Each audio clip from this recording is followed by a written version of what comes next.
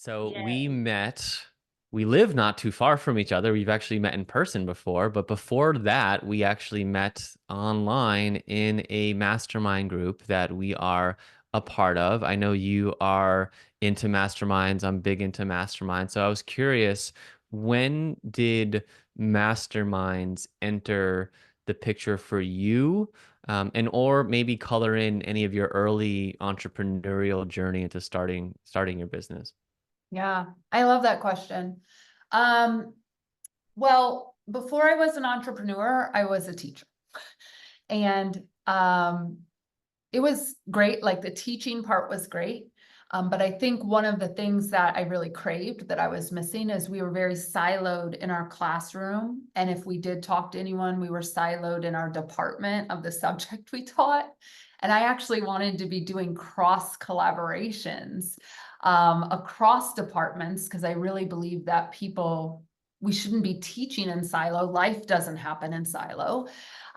So I think the need for masterminding, even way back then, I wouldn't have called it that because I didn't know that language, but collaboration, right? So when I left teaching and started my business, of course, the first few years were like everyone when we start business, it's hectic. Like you're trying to figure out what the hell you're doing, how you're going to pay your bills, get over yourself so you can go tell your stories and bring people in with your marketing. And masterminding was not on my radar. But as my business grew, as I realized, not realized, but as I identified the things that I didn't know, but that other people would be willing to help me with, if only I would ask, then the search became, how do I find a mastermind that fits where I am right now, which continues to be the journey 13 years in. Like, one of the things about my business that's been really hard is I've grown really fast. It's fast, sustainable way, but I'm always looking to be in the room where I don't know everything. And so I'm constantly often having to find new groups to go join because I outgrow the groups and it's a thing. It's a Yeah. whole thing. So tell me what were like how did you find those like how do you I think people here and this is not going to be a big promo for my mastermind by the way, even though some of you know that I have a mastermind, but how did you even think of like, okay, I know that collaboration is important in getting around other people. Like what do you search how to find other people, business owners? Yeah. Like how did that start coming into your world? Well, I didn't search online. Um, I started with the people who were maybe in my orbit, in my world, my coaches perhaps. And I remember asking, and I still ask, I mean, even to this day, um, where are you getting your development from? Where are you masterminding? Like, what groups do you belong to?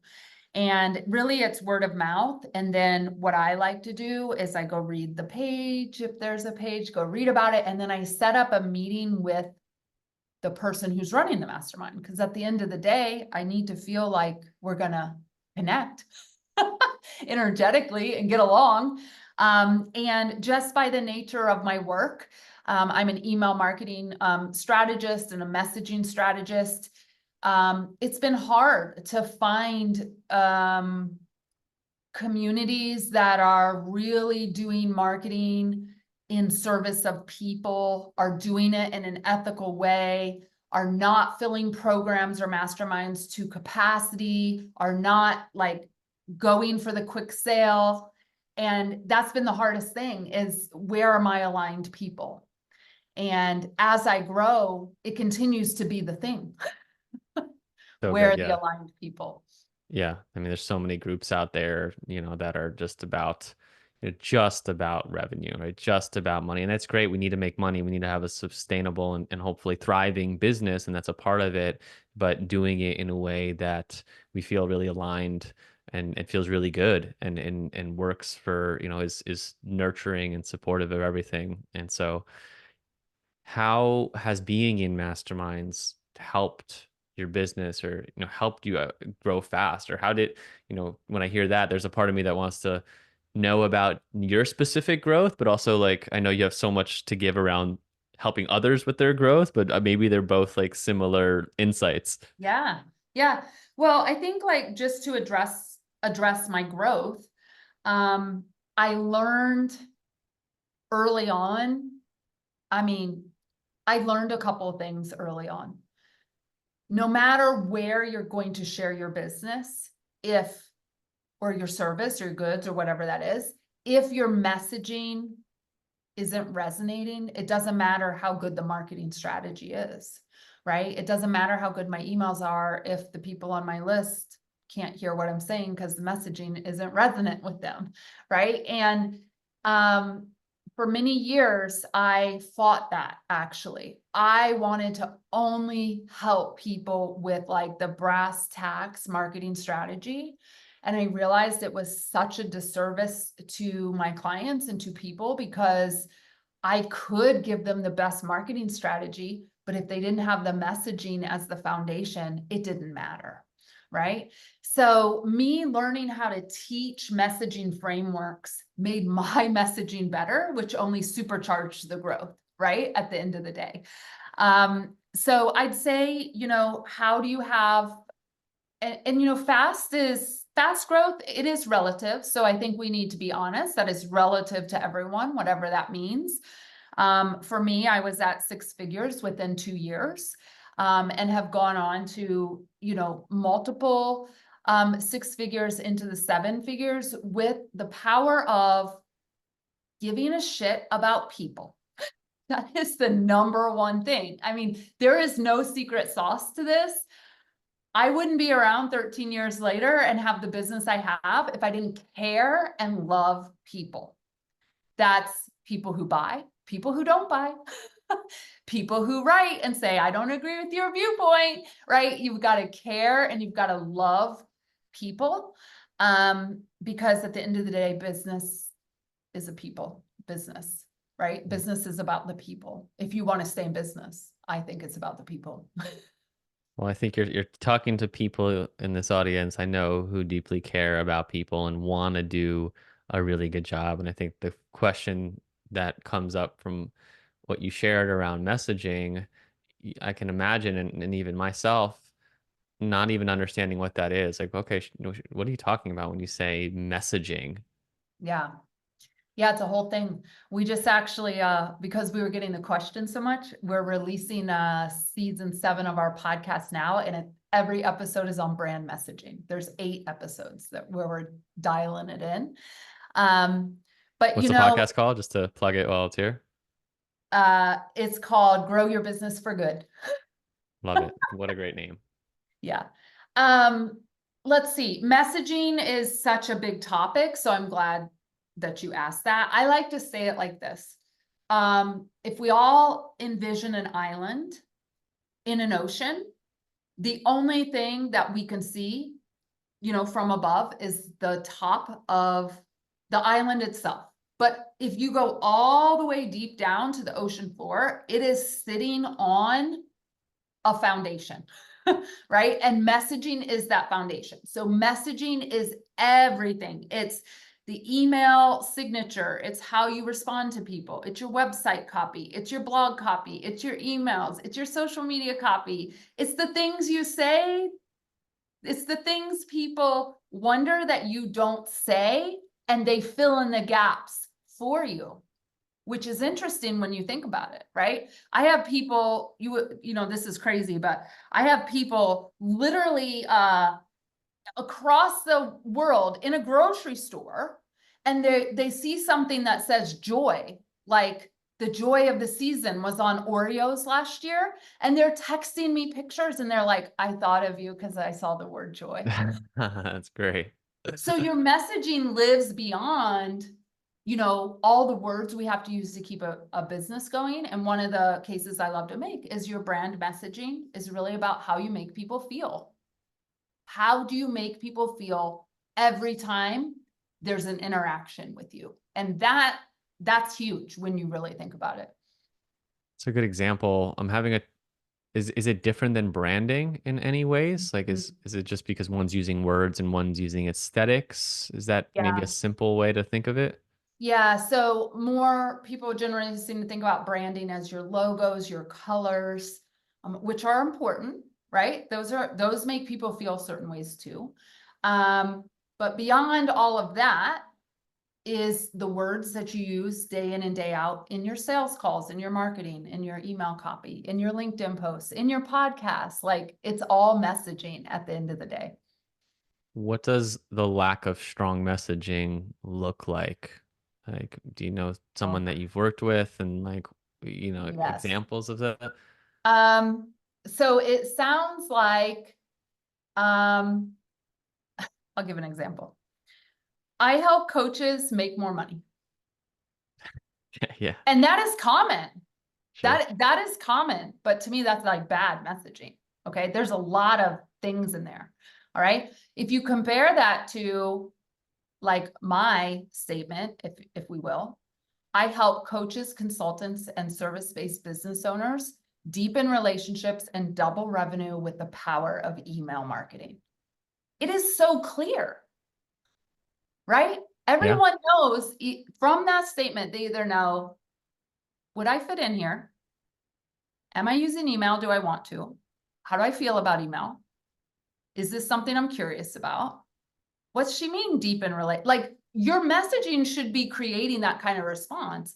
And yet we're all taught, unfortunately, to do these statements like I help coaches make money, Yeah. which just get lost in the words. Like, what's that even mean with speaking, with email? I don't know, selling to corporate, like there's not enough there. So unclear messaging is unkind messaging. That's what I say. And so, like, I know there's always those like I help blank do this through this, right? Those like common, trying to find, who you Yeah. help and like kind of the value proposition that you're offering. Do you have like other ways to color that in that helped you be like, okay, it's, I think it's great to add in those service providers because that brings in a whole different sort of, not just needing to be like the coach when you think of just coaches, that's going to be give some, energy to it. Like, do you have other ways that you would, because I'm sure people listening have done an exercise like this, like how Yeah. would you help them continue to get clear? Yeah. Well, I think it's really important that we just honor that your messaging just keeps evolving as you evolve, right? So, you know, up until about 8 months ago, I just had marketing strategists. But what was happening is I was getting people who wanted to be TikTok sensations and Instagram influencers. And that's not where my joy is. My joy is not that. My joy is helping thought leaders, right? People with their intellectual property, um, help others with whatever they do, right? With their craft, so to speak, with their skills. So your messaging evolves, your messaging continues on. You're going to see what resonates and what doesn't. And yes, there's so many frameworks, Lou, that we teach in terms of helping people get clear on their messaging. A great example is even like, what are your top 5 brand values? I bet most people haven't even thought about that, Hmm. right? And once we can get them clear, we can use those in emails, in a social media campaign, because people buy what you stand for, right? And Yeah. so this is just one little area of like, we work on our clients, like, what are your brand values? What do you believe? And what is your mission?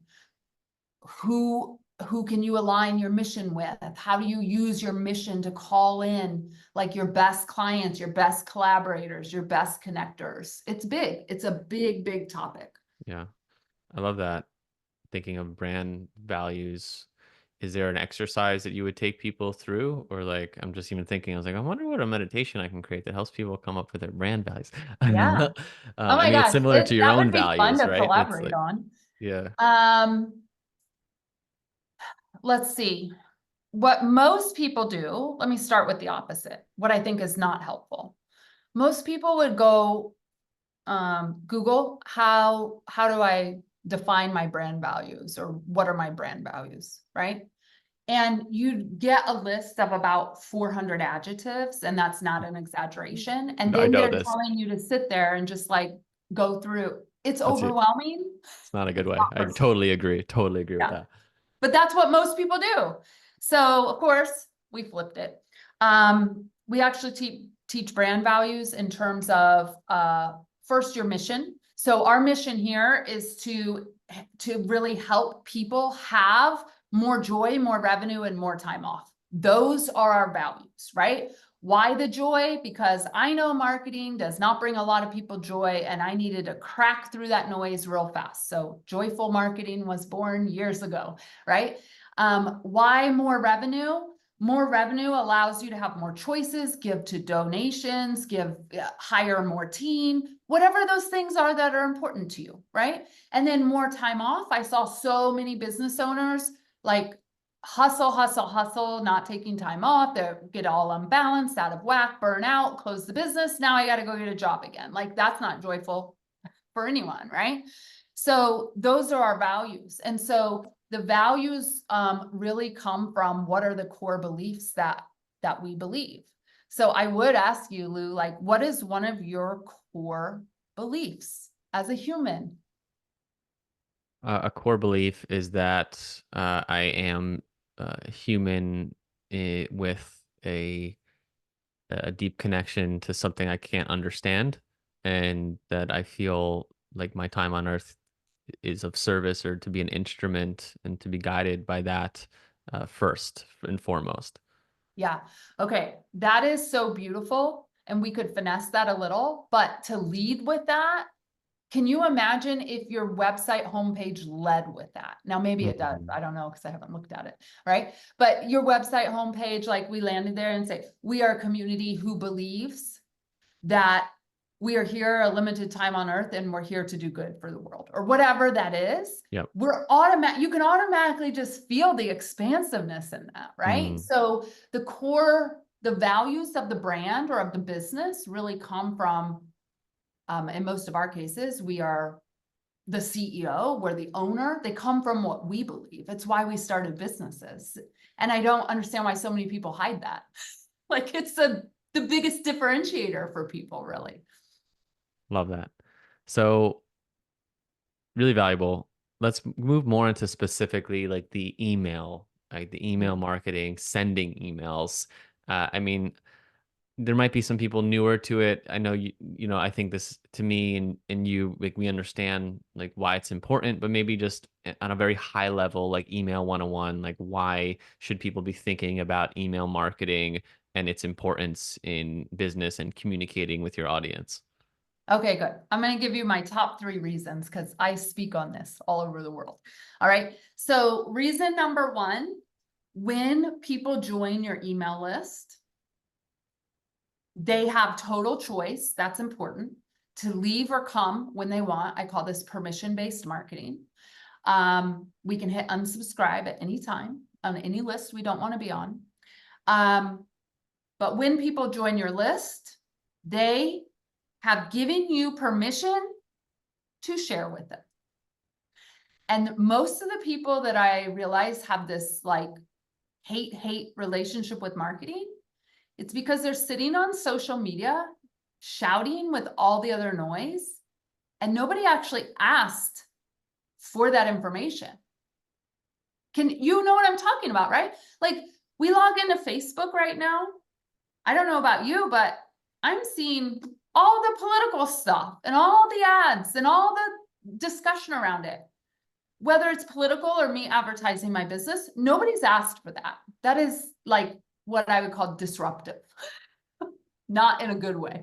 All right. So I like to say email is permission-based marketing. They have said, wow, Lou, you are really interesting. I want to be on your email and see what that's about. That is an honor. Every email that comes to me, every person that comes to me and gives me their email, I do not take that lightly. Like it is an honor to have space in people's inboxes. So that's the first thing. Here, here. Permission-based marketing. The second thing I would say is I have watched, unfortunately, countless people have social media accounts just disappear. They can't reach anyone. Their Instagram got hacked, their Facebook disappeared, they violated some rule they didn't even know there was. Somebody accidentally hit report the content and your thing got shut down. And if they've grown solely a business on social media, they're done.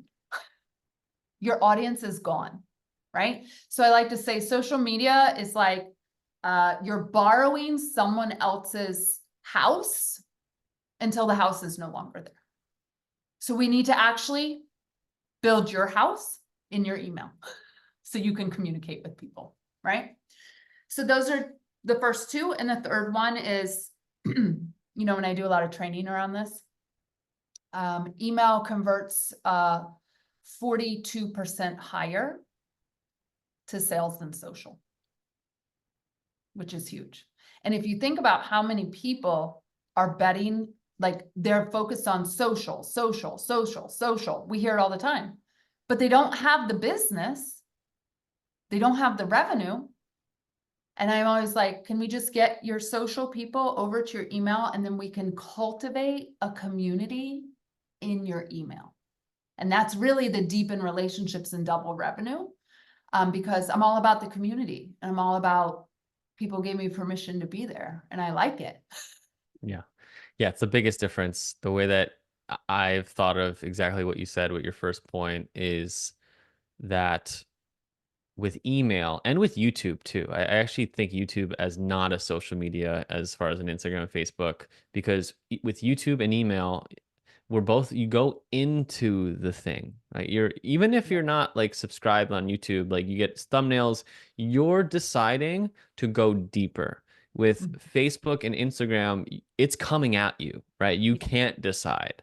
And so there's something about the intimacy, especially with email. Like I'm also a lover of like newsletters and reading newsletters that I love, but there's something in that intimacy, that one-on-one connection that you can do with an email, that you just can't find elsewhere. And it's also one of those things that has been around the longest, and it's perennial in that way. Like it's only getting more important, even though it's been around beyond all of this. So just to continue to hone in for you all listening, that it is important to start thinking about just even building your email list. So let's give some examples. I want to give some different avatars of people. I want to hear your thoughts on how you would get them started. So I thinking of, you know, someone who's listening to this. I just did a meditation teacher training, and I'm just starting to like think of, okay, now I have some skills and I want to share it with people. I'm brand new, like I'm just getting everything set up. I just start off, you know, my Instagram, starting up social media, deciding on, you know, where to put stuff. And I just enrolled in ConvertKit or whatever email Yep. service provider used. I got a website. I have all the things. How do I start building my email list? Okay. I love this question. This is so fun. For this particular person, since they clearly are probably doing meditations, I would have them record a meditation and we would develop some messaging around the benefit of listening to that meditation. So we'd want to think very specifically about who is this meditation for and what is the desired outcome after we listen to the meditation. And then I would have them build a little landing page. We'd put the copy on there and someone would give their name and email and poof, the meditation would be sent to the inbox and now they're on your list. So starting a lead magnet. The thing that I have with telling people is that you have meditation apps, you have Insight Timer, right? Where people can go like, well, why do I need a Yep.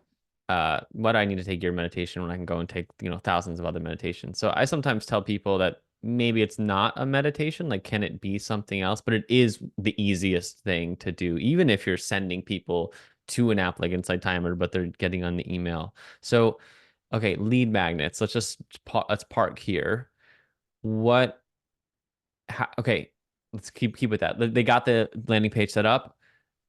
They got the lead magnet. Got a great meditation, but no one's coming to the landing page.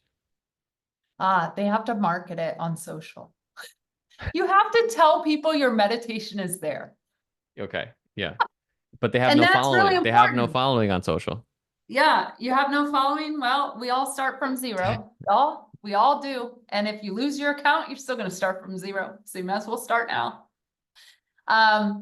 But yeah, I know it, I can make light of it now because I'm like on the other side, but I remember, and you know, my clients come to me and they, you know, I only have 10 people. Part of this problem, Lou, is what I talked about at the top of the hour, which was we all have this distorted view of the quality of people versus the quantity of people versus the quality of people. Right. And I still fall into this as a marketing strategist. I'm going to give a great example. Yesterday I had a meeting, talked to my sales team, like how many people are registered for our workshop next week? And they told me the number. And my first thought was, that's hardly anyone. And I did spin out. I really did. I was like, how do we only have that many people after 5 days of promo? Thank goodness my salesperson said, Shannon, do you remember that we are so good at conversions when people are in the workshop? We don't have to worry about these metrics on the other side anymore. Like we don't need hundreds and hundreds of people registering. We just need the right 50. I was like, oh yeah. Well, your email's the same thing, right? So there's a discussion to be had around, are you paying attention to the wrong things? And the wrong metrics will spin you out, right? And if you're listening to any kind of marketing advice, unfortunately, I'm going to just break the news to you. They are talking to you about how many followers do you have? How many likes do you have? How many comments do you have? How many views do you have? How many people are on your email list? Wrong question. You want to build a better business, you ask better questions. So the right Right? question is how deep, what's the quality of the person that's on the email list? Yeah. I just had a consultation with someone yesterday, and she started the call with, well, I only have 300 people on my list. And I said, and how many people do you want in this program? She said 10. I said, and you're complaining about only having 300 people on your list. What if we actually deeply connected to them with messaging that spoke to them? You would probably have 3 programs filled, right? But it's been warped because we've been told all this time, how much money are you making? How much is on your list? How many likes do you have? Like, we have to change that dialogue. I think that's really important to emphasize and brings us to the next example. Okay, so someone I know, having a person in mind, she has a 400 person-ish email list, a smallish Instagram following, definitely not huge, maybe 1,000 or a couple thousand, and LinkedIn following. And she's starting to get more into email, not maybe enrolling as many clients as she would like. How would you, obviously, there's a lot more context that you would probably need to know, but maybe to up, because I think with her, if you have a 400 person list, like where would you put the energy? Is it around just actually like developing more email messaging and content through email? Or is it like, hey, let's keep sending people to the email list? I'm feeling it's the former, for you. So yeah, how do you Yeah. think about someone who does have, or like the person you talked to yesterday, you have a 300 person list, Yeah. great, you need 10 people. Like what is the game plan from there? Yeah, so there's a couple game plans, of course, more context, but I'll just kind of give the game plan as if I have the context. First question is, when was the last time you emailed your list? Because if we're working with a quote unquote stale list, meaning they haven't heard from you in a couple months, we need to reactivate that list. We need to give them a chance to stay or go. It is not the time to sell right now. It is the time to reconnect and build a relationship. All right. So that's always the first question. All right. So the person said, yes, I email my list every week. So I said, okay, what are your open rates and what are your click-through rates? Another thing that people hate to reveal because they just have so much shame around it, right? My open rates are 15%. My click-through rates are less than 1. Okay, that tells me a lot, actually. Okay, it tells me there's a lot of things that tells me that I would try and troubleshoot. One, Are the people sitting on the list the right people for what you're actually talking about? And that's huge, right? So there's a way that we're going to figure that out. We're going to send a survey, a quick survey in the email where they literally click one answer. So we can find out if any of this is actually resonating. All right. So that's the first thing. The click-through rates, there are 3 things that help the click-through rates to sell your stuff or get people to your YouTube or whatever it is. It's 5-word or less in your subject line of your email. It is a emotion that is evoked in the first sentence, and it is a call to action that does not say, click here to watch. This is good. This is good. Because I have a great open rate, but my click-through rates, they're not as great. Yeah. So fun fact, I played with my, I treat marketing as an experiment, and I think it's why I can have so much joy around it, because I just pretend I'm going into a science lab and I'm going to blow some shit up. Like, it's the funnest thing ever. So in Q2 this year, I was like, let me test some click-through rates. Like, let me see what I can do. And we actually went from a 2% click-through rate to a 5.7% click-through rate. Wow. And that's huge. If you really think about, the average is less than 1%, right? This means people are not, if people are reading and opening, but they're not clicking, there is a disconnect somewhere in there. And the answer is not send more emails. Yeah. It's not going to help, right? The answer is do one of the 3 things I just said that actually like gives people a reason to go click and do the thing. And this is the power of messaging at the end of the day. So we're right back to where we started. Great. So let's keep poking here on a couple things. The first, okay, if it's not click here to watch, let's say it's someone wants to promote their YouTube video that they just did through their email, not even selling anything, just promoting a video. What is that? What is the alternative? Okay. Can you give me just a topic of the video? Is finding inner peace.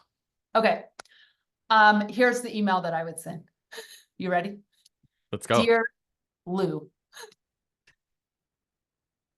have you ever been sitting around and wondering how you can find more inner peace in the day-to-day of busy life? If so, I'm sharing my insight on YouTube. That's the click line. So there's no like something here. It's just hyperlink, sharing my insight on YouTube, maybe a picture, and it's just like trusting that people have been around the internet where they know where to click when they see a little thing. Here's the thing, right? I had this biggest discussion. I have an email marketing and messaging mentorship program. And this week I had the biggest discussion with them. And I'm like, it used to be way back in the day, you had to tell people to click here. They actually didn't know. It was new. What is this hyperlink? What do you mean click here? Why are we still saying this 20 years in? Everyone knows if it's an arrow, you can pretty much click there and go to YouTube. If it's a hyperlink text or a different color, you can click there. Like, people know this now. 2-year-olds know this now, right? But it's a great example of how people are still trying to create marketing communication with outdated tactics. We don't need anyone to tell us to click here anymore. We know. Wouldn't you say though, it makes it like, I've heard that marketing, it should be almost like it's like a 2-year-old, not 2-year-old, not to like make things like second grader, like imagine you're a second grader and saying like very clear around, this is how you do this. Yeah. Well, this brings up a whole nother thing, right? About messaging, which I think is really important to talk about. How you treat your audience is how they are going to evolve with you. Okay. I want to really talk about this. Like, this is messaging and marketing at its best. For years, I have been speaking about people actually publishing their prices on their sales page. Why?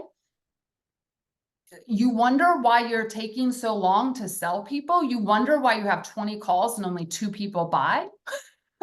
You're treating people in mystery and deceit just so you can get them on the phone and convince them. Like, I don't want clients like that.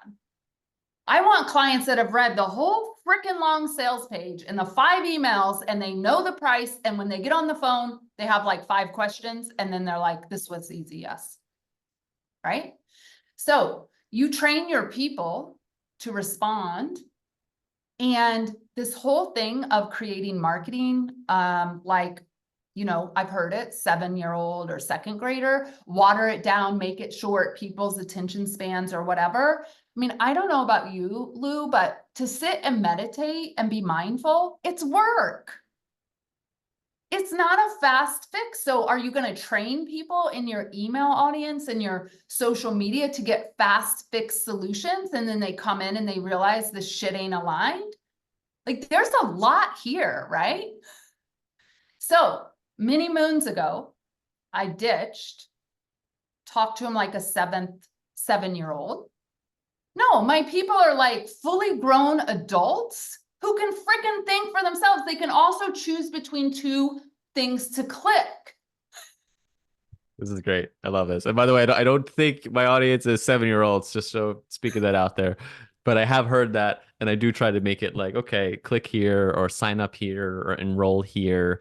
Um, so it's I'm getting brilliant. ready to get I on love it. your email list because I'm going to be spying on the Please back do. I end. would love you to spy on my email. I've if you've been on my email list for a long time, that's been my pride and joy, for a long time. Like I put a lot of, I treat my email list like it's my home. It's the reason I didn't run ads, start running ads because it felt like Yep. just bringing a bunch of people into my home that I realized, thankfully that it just didn't that just felt not good, because then my incentives, I didn't know how my incentives would shift because I'm speaking more to now these people and now, yeah, so I'd made a decision when I had been through conversations with an ad guy about running ads, and I just dropped it and decided not to. So I deeply care about my email list. And I guess another question would be, I've been where we're not always with click-throughs. I don't have the greatest click-throughs, but sometimes I'm not asking, I send emails where there's no click. Like my call to action would be a reply. Like Yes. what's, a reply to the email. And I'm just curious your thoughts on that. Reply, because what I've been doing with my mastermind is right now my mastermind it has no page like online. Yeah. There's a Google Doc, Yep. and people, I say, when I talk about it, I'll say reply mastermind. If you're interested in, I have a little conversation back and forth, like, hey, what are you working on? I want to check, like, will this be good for you? If it feels right, if there's space, because it's not like a geo mastermind where, there's a lot of people. It's like Yep. 11, 12 people. And so I'll then just send the Google Doc as an invitation. And that's kind of been this, I don't know, kind of underground way. It's something actually I think I learned from Geo, and it's really done. I really enjoyed it. I, Absolutely. I I do plan on having a website for it soon. So I'm not saying that this is like, I think it's like the end all be all, but um uh curious on your that, but I also want to share one thing. I've been back and forth around prices on the website versus prices not on the website. I've spoken my prices on this podcast in a couple episodes before, but I still am like, I don't know. So I appreciate just hearing more, just like, yeah, like there's something about, I know what the price is going into it, and it's not this big Sure. reveal, right? And then I'm like, oh my gosh, I didn't realize it would be this much, and then I have to sell in that way. So yeah, I appreciate Yeah. you speaking to that. And yeah, I guess coming back to the reply, right? It's not, Yeah. I think that, to me, when you're asking for replies and you're saying a good message, like that's a sign of a really good list. Like the response, if people are taking time out of their day to respond to an email, like that's someone that's Yes. engaged. Absolutely. And, sales happen in conversation, whether that starts from a reply or they hear you on your podcast and they book a call. That I need everyone to remember that sales happen in conversation. How do you get conversation started? Good messaging. That's it, right? By the way, since you brought it up, the most important email you can ask people to reply to is the very first one where they download your thing. Do you know why? They're the most engaged, most interested in your stuff at that point. No, but that's a good guess. Email deliverability is a real thing. A lot of Right. things. And so if I respond, if you do a PS on that email and ask me something fun, like mine says, PS, what's something joyful happening in your world this week? Hit reply and let me know. One, I get to know people and like what they're doing, but two, it marks in my email system that they trust me because they've hit it, and I get good points for email deliverability. That's a good one. Yes, the reply, Yeah. forget about that. Like the replies are activating the good deliverability. Yes. I want to come back really quick because that person, 400 person email list, you said your person had 15%, which is, yeah, not a great open rate. So there's something, something Yeah. misaligned. But let's just say this person has 40% open rate, get some feedback on some emails, but still just doesn't feel like they're converting clients, or they might have like a link at the end of, if you're wanting, to explore this more, sign up for coach, here, book a discovery call sort of thing. Yeah. Any idea? And again, I know this is a broad. Yeah.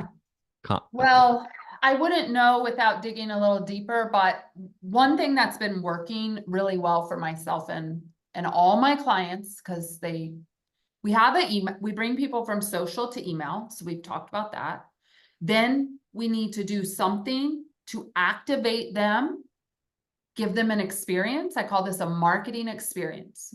Great marketing is a great experience. So we host a workshop, office hours, Q&A, whatever it is that we host, and we get people that are from reading the email to come to the workshop, whether it's paid or free. Then we have the conversation, and that is where we sell. I very rarely sell to the email list, only because the work we do is really deep. It requires people to go deep in mindset and beliefs, and you can't really get that experience in an email. I mean, you can take them so far, but man, in a Zoom room, we're having like 40% conversion from events Amazing. without sales calls after those events, right? Got Now, it. I Okay. am one to I give everyone a call if they want to call. I think everyone deserves to get on a call with a human being before they invest. But when they spend 3 days with us in our messaging or our marketing, email marketing trainings, they're given homework. We're working on mindset. They come back. They've built a little community. It's so easy then to say, would you like to continue on? So that experience piece is huge. And Got it. especially in this day and age that we live in, where we're just coming off like this huge COVID bubble where everyone was selling everything and it was a lot of shitty products and a lot of bad stuff was happening. People are more discerning, and they should be. They Yeah. really should be.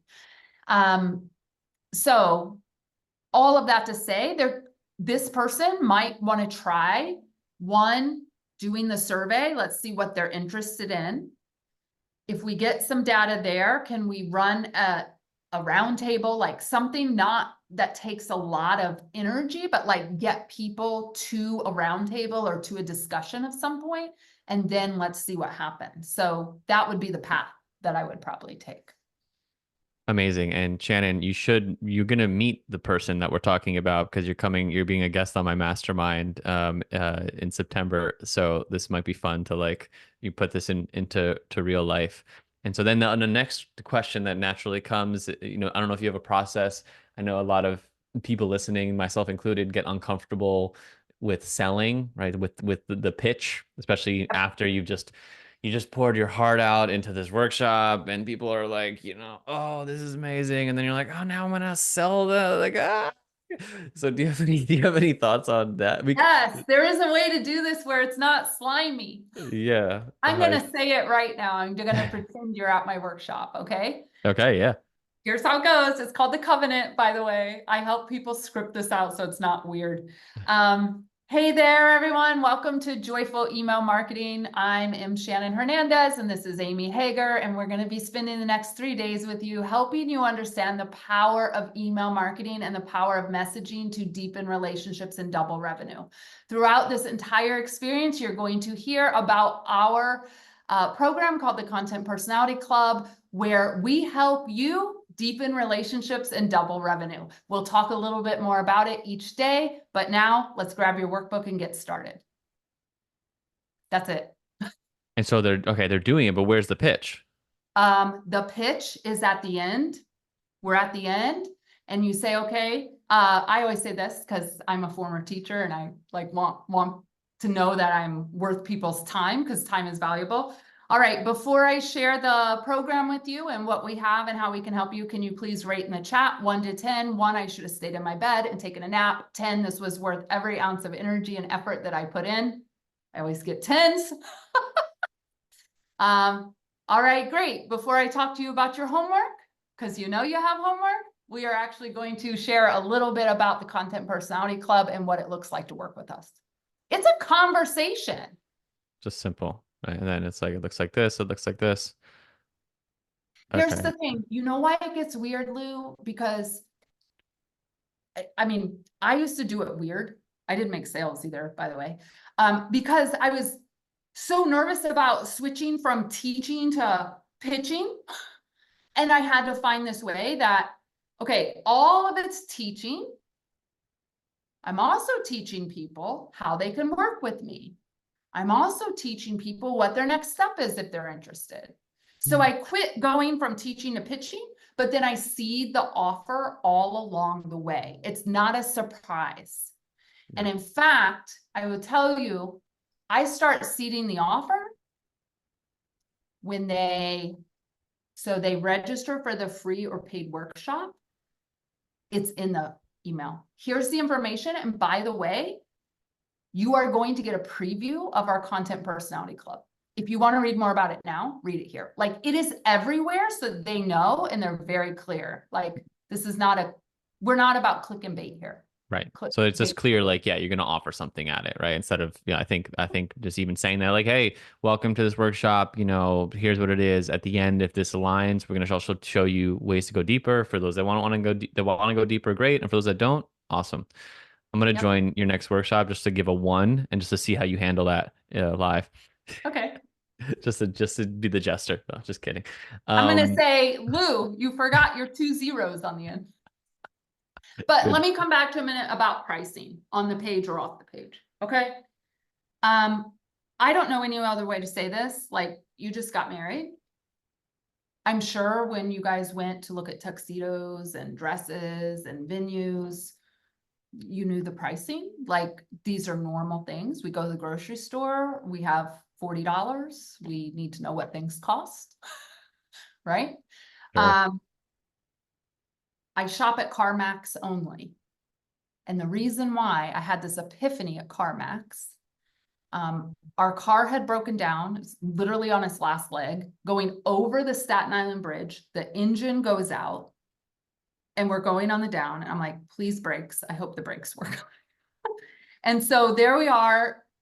And I'm like, all right, well, we're a 1-car family and we are going to go to CarMax because CarMax has all their prices listed. I know what my budget is and I don't have to haggle with anyone. I'm going to walk in there and I'm going to look around the lot for the $20,000 car, whatever it was. I'm going to find what I want and then I'm going to go pay for it. I have never stopped shopping at CarMax and I've bought 2 cars from CarMax.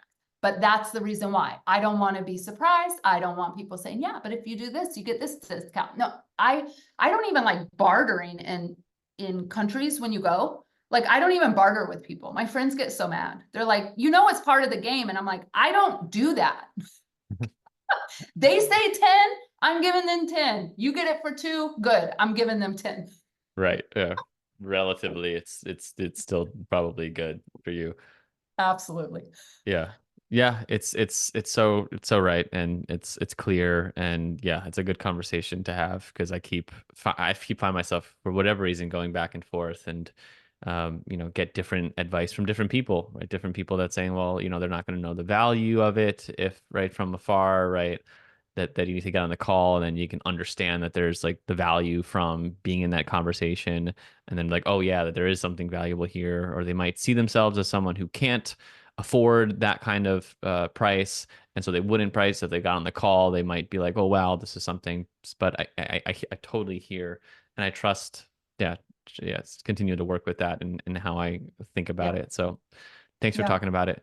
Yep. Before we, I wanted to, hear again a little bit about what you coming up because I think it's really cool. It's something that I've thought about, but just really quick because I think it's on everyone's mind who does emails. How many emails is too many emails to send? Well, you need to have something compelling to say. So that's the first thing I'll say. Um, I don't know. I send 2 a week. I like it. Sometimes it's always 1 a week. It's mostly 2 a week. Um, I think this comes down to preference, but I think more than that, it comes down to you setting the expectation. So, that first email that I said that people should reply to. The next email that comes in that welcome sequence it's literally called email expectations. And I lay out, this is how often you'll hear from me. If this isn't cool with you, you can unsubscribe. But I give people the choice, like it's permission. Personally, I always think I'm gonna like emails, or like I like reading people's emails. These emails that come once a week, once a day, I get so overwhelmed because I can't even like digest the information. So for me, I can't even stay on those lists when they're my friends, and I want to because it's so much clutter coming into my space. So I definitely am not doing once a day because I don't like it on the receiving end, right? I will say that, how do I want to say this? The adage is the more emails you send, the more money you make. I think it can go both ways, but if you're definitely only sending 1 email a month, people are not going to be paying attention to who you are and what you're doing. Yeah. Unless you have a different kind of business. Like I have a travel agent. Her people know her. They know that she's around, right? They refer her. She just sends ideas for travel based on the season or the month, 1 a month. It works for her, right? So you've got to kind of find your own way there, but the best place to really start is to ask yourself, how often do I like to receive the emails that I love? And when would it be too much? And that's really a good starting point for setting your own rules. That's amazing. I love that. Shannon, what do you got coming up? Tell me more about your trip. I got a fun trip coming up. I am getting ready to go hike 80 miles of the Camino de Santiago. Um, we are a leadership group of women who have been together for about 4 months now, preparing on Zoom. And we are getting ready to meet up mid-September in Leon, Spain, and we are going to hike all the way out to the coast. And I'm super excited. I think it's going to be so fun. And Such a I've cool. been, I'm here in your neck of the woods in New Jersey, and it has been like 110 degrees here. And I've been training on these 7 and 10 mile walks at a time. And I'm just like, this is going to be so easy when I get over there and it's 50 degrees. Oh, you're gonna crush it. Yeah, it's something I almost did it a few times because my wife now she runs a retreat company that was gonna do a retreat there. One COVID uh made it not happen, and then the other one just it wasn't enough interest for it. It just wasn't meant to be at the end of the day. But yeah, it's gonna be an amazing trip. So have fun with that. And anywhere else you want to plug, anywhere else you want to send people to in your work, joyfulbusinessrevolution.com, I believe is the website. And Yep, we'll of course link. Yeah, joyfulbusinessrevolution.com. The other thing I would say is there's an amazing resource. We didn't touch on it today, but it's called the Content Personality Quiz. It is an 8-question quiz that helps you determine what you're already great at in terms of marketing so that you don't feel like you need to be on 12 different places, trying video and podcast and written and all this stuff. So you can take the quiz at joyfulbusinessrevolution.com/quiz. amazing. And is that what you're bringing to the mastermind? I can't You remember. I doing? have to look at my notes. I don't remember, but it's gonna be awesome. Shannon's gonna be in the mastermind. So if you want to check out Shannon, you can talk to me about that.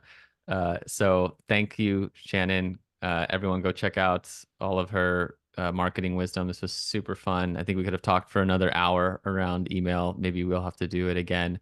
So thanks again. Thanks so much for spending the time. Thanks for having me. All right, goodbye, friends.